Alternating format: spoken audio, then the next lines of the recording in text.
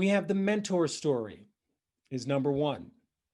The overcoming challenges story is number two.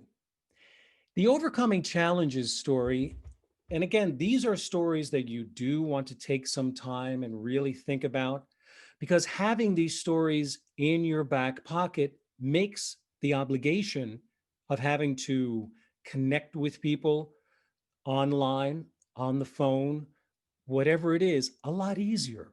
When you know you have these stories in your back pocket, it gives you a lot of confidence. You already know what you want to talk about.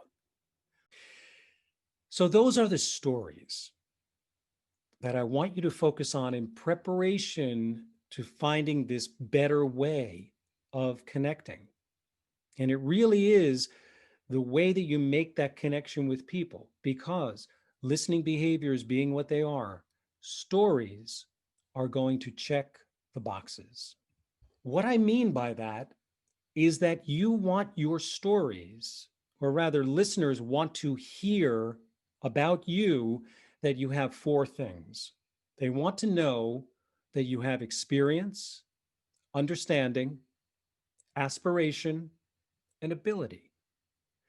Now, that may seem like a lot, but the good news is by telling a story, you can often check multiple boxes. Now, I understand that the logic of all of this makes perfect sense. And as I'm often fond of saying, as I'm coaching and training and teaching people, you will understand the concepts. That's easy. The difficult part is the execution. So let's talk about that for just a moment. In other words, I get it, Paul.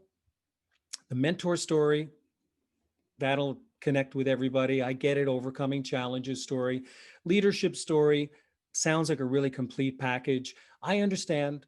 I've got to show them I'm experienced, that I understand the situation.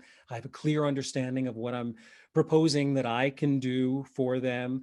My aspirations are in line with theirs.